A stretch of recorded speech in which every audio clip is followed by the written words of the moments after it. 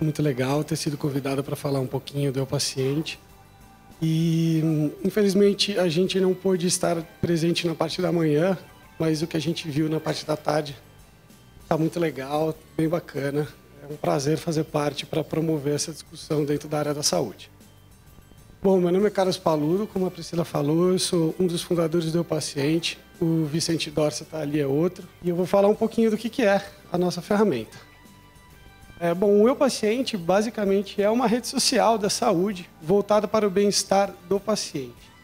Então, o nosso objetivo é fomentar o bem-estar e aumentar a qualidade de vida dos pacientes, né? Promovendo o empoderamento deles. Então, a gente trata o paciente como, entre aspas, fazendo uma analogia financeira, como nosso ativo. Então, o paciente está no círculo, no meio da discussão e tudo gira em torno dele. E de que forma? Basicamente, duas formas, que é a troca de experiência, portanto, a rede social, né? A troca de experiência entre as pessoas, abrir novas possibilidades, e o monitoramento de suas condições, onde você tem um monitoramento gerando benefício de prevenção, entre outros. E os nossos valores, enfim, são transparência, respeito, equilíbrio e comprometimento. Isso tudo faz parte do nosso de como trabalhamos. Portanto, aqui estão os 3 pilares. Eu vou falar um pouquinho mais para você, né? Pode passar. O primeiro deles é a troca de experiências, compartilhe, portanto, uma rede social. Esse é o meu perfil, para vocês que não conhecem, se familiarizar um pouco com o ambiente. Então, basicamente, é uma rede social para aproximar pessoas, promover a troca entre elas e compartilhar conhecimento. Portanto, apoie. O Meu Paciente a gente não curte, a gente apoia. Em toda uma linguagem um pouco mais próxima do paciente. Então, é um ambiente de... As cores são as cores do Brasil, mas são tonalidades mais pastéis. É para tornar um pouco mais agradável. Ter uma linguagem mais próxima do paciente. Consequentemente, tudo isso traz novas possibilidades, novas alternativas, novos caminhos, mais conhecimento e, às vezes, muita esperança. As pessoas elas precisam estar umas aos lados das outras. Então, isso gera um ambiente bem aconchegante e que torna as pessoas que ali estão, que são pacientes, que permitem elas falarem sobre as possibilidades mais íntimas ali e promover esse bem-estar geral. O segundo pilar é o monitoramento diário, né? Portanto, acompanhe. Na verdade, esse é o formulário básico, que você tem um feed de notícias. Você vai alimentando ele e monitorando e promovendo essa prevenção. Você evita um quadro mais agravante quando você está se monitorando. Então, a gente acredita muito nisso. Além disso, você consegue colocar alguns pontos de como você se encontra naquele dia. Tudo em bases diárias. Então, como você está socialmente, mentalmente, fisicamente, isso é para todo mundo. E para os pacientes que tenham as suas doenças cadastradas, você coloca a sua patologia e embaixo os seus sintomas. E você consegue dar ponto para isso. Esses pontos geram históricos, um monitoramento, uma informação que é digital. Portanto, você tem uma forma de subsidiar ao seu médico, por exemplo. Esses dados que você é sigiloso ou outras pessoas têm acesso ao seu estado físico, à sua doença, ou etc? Isso não pode ser. Quando você entra no perfil de uma outra pessoa, você consegue ver isso preenchido. Isso não pode prejudicar ela num possível trabalho que ela queira obter, aquilo ser usado contra ela, ao invés de a favor? Você acha? O Eu Paciente tem como premissa trazer esse monitoramento para prevenir uma condição pior.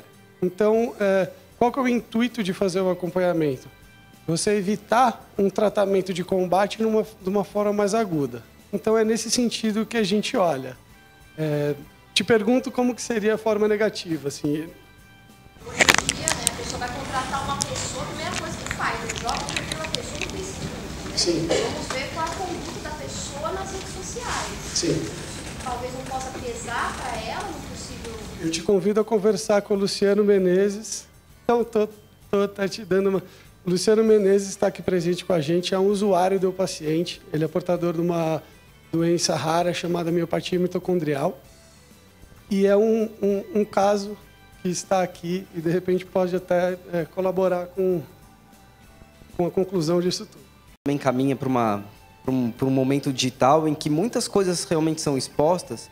As pessoas têm que tomar cuidado com o que elas expõem. Se ela entra também numa rede dessa, ela tem que tomar muito cuidado, né? Então, também é uma decisão da pessoa até onde ela vai expor a sua privacidade, né? É uma rede que eu acredito só vai ter acesso se você entrar nela, e tem alguns critérios para entrar, né? Não vai ficar aberto, simplesmente colocar no Google, não vai aparecer todo o prontuário dela.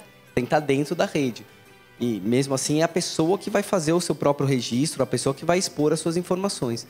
Então também faz parte da pessoa decidir até onde que ela vai querer abrir a sua privacidade. E só complementando a história, assim como uma rede social normal, você permite o que você quer tornar público ou não. Portanto, com uma rede social, você expõe à medida que se sentir mais confortável. De fato, o que acontece no meu paciente diverge um pouco do que acontece numa rede social convencional. Por exemplo, passou-se uma eleição que foi histórica. Sem contestar quem ganhou, quem perdeu, mas foi histórico. A gente foi eliminado da Copa do Mundo de forma fechatória. No meu paciente, ninguém falou de futebol e de política depois desses dois fatos. Então, eu brinco que a gente é um pouquinho a ponta do funil. Você tira um pouco alguns assuntos que são menos relevantes para a saúde e o que sobra é o que promove o empoderamento do paciente, que é a nossa missão. Falando um pouquinho do terceiro item, são as comunidades para as associações. Faça parte. Portanto, isso é uma estrutura, como uma fanpage, onde hoje a gente comporta as associações, dando possibilidade de moderação de conteúdo dos membros e promovendo discussões. Esses conteúdos eles acabam sendo dirigidos, endossados e dando o melhor suporte. Por quê? Aquela associação, aquela patologia está tratando diretamente com os pacientes específicos. É o caso da Abrale, por exemplo, que é uma rede social que tem um nicho que é específica para uma área pontual da saúde. E que eu conheço e que eu tenho certeza que vocês vão adorar o que vem por aí. Falando um pouquinho mais sobre a parte das comunidades, o porquê que a gente promove isso? A gente acredita nas parcerias que os dois lados ganham. E essa estrutura, eventualmente, pode ser adaptada para um formato de blogueiro, se vocês desejarem conversar a respeito disso. Enfim, se tiver interesse, a porta está aberta. Então, a gente diz que, para as associações, o benefício de ter um ambiente dentro do meu paciente gera maior conhecimento dos associados, porque a gente compartilha a informação dos membros com a associação, diferente do Facebook. A Priscila está aqui com uma série de pessoas dentro do ambiente dela no Facebook e ela não conhece aquele membro, porque aquela informação está com Mark Zuckerberg lá no Vale do Silício.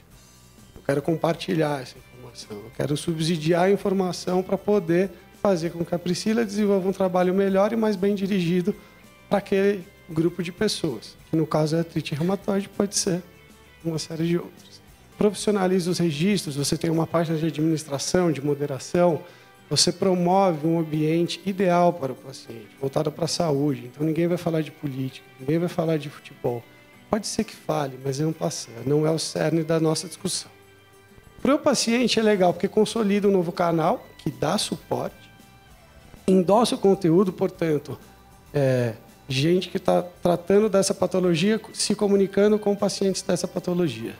E aumenta a base de dados, fomentando a ferramenta e tornando o ambiente melhor para todos. E para o paciente é bom, porque você tem um conteúdo dirigido, fugindo um pouco do Dr. Google. A gente viu aqui a doutora Cristiane falando sobre o benefício do Dr. Google quando ele é bem usado. Então, vamos diagnosticar e depois falar com o Dr. Google? Tem mais sentido. Aqui a gente foge um pouco, porque a direção é dirigida. A informação é dirigida, perdão. E também vira um portal da saúde, um ambiente onde você tem alguns outros membros. Por exemplo, a gente viu o Kleber falar aqui das ações do Fleury. Excelente. As empresas estão olhando isso. Quero ter o Fleury aqui, disponibilizando o conteúdo dele, promovendo esse compartilhamento, fazendo com que mais e mais pacientes possam ter acesso a essa informação boa, qualitativamente falando. Aqui dados rápidos, enfim, a gente lançou um fórum em fevereiro de 2012 com uma estratégia de posicionamento, é uma coisa mais mecânica, mais técnica. O ambiente que existe hoje foi lançado em junho de 2013, portanto tem um pouquinho mais de um ano. No final do ano passado, em outubro, a gente lançou uma ferramenta de moderação, portanto é um canal a mais de comunicação com a rede do paciente. E, em fevereiro, a gente lançou a página de associações. Portanto, uma estrutura que pode, eventualmente, favorecer também os blogueiros, se for o caso. E aí, alguns dados onde a gente bateu alguns números importantes de usuário. Hoje, a gente tem um pouco mais de 7.500 pacientes dentro do nosso ambiente, divididos entre pacientes mesmos, cuidadores ou familiares, ou seja, o membro que vai fazer a relação dentro da rede, ou interessado. Pode ser um blogueiro, pode ser um médico, pode ser um repórter que escreve para a saúde. E, por fim, o relacionamento com a classe médica. Assim, o meu paciente ele tem como premissa, né, ajudar, empoderar o paciente. E só tem sentido se a gente trabalhar de forma complementar ao médico. A gente não pode substituir a atuação do médico.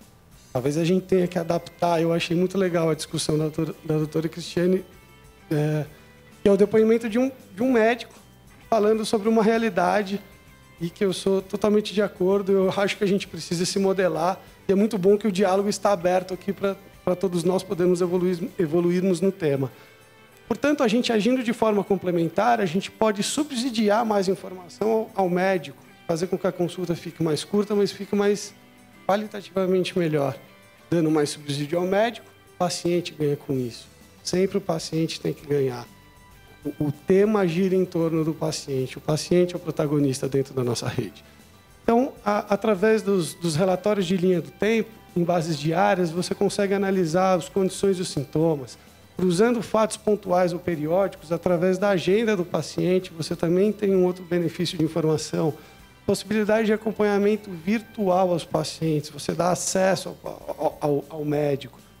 Agrupamento de exames e documentos num único ambiente. Então, a mobilidade, a gente estimula os nossos usuários a deixar os exames, tudo que é digital, num ambiente digital. Como ganhar com a internet? A gente tem muito a agregar, a área da saúde tem muito a crescer. Enfim, aqui são algumas pequenas matérias, eu acho que pode passar rápido. Enfim, a gente saiu no Estadão, na Rádio Globo, a gente participou do programa Sem Censura, que foi bem legal, da TV Brasil. Teve uma matéria no Jornal da Cultura, onde o Luciano também participou com a gente, foi bem bacana. Aqui uma publicação no jornal O Dia, que foi bacana, que o Romário viu e postou nas redes sociais dele, foi bem legal. Teve um pico bem alto de registros, de cadastros. Aqui matérias são no Hypeness, Catraca Livre e, por fim, a Folha de Alphaville. É só para mostrar que tem um pouquinho de fonte, alguma referência que vocês precisarem, além de toda a disponibilidade. E eu deixo aqui meu telefone e meu e-mail para recebê-los da forma que vocês julgarem mais adequada. Muito obrigado.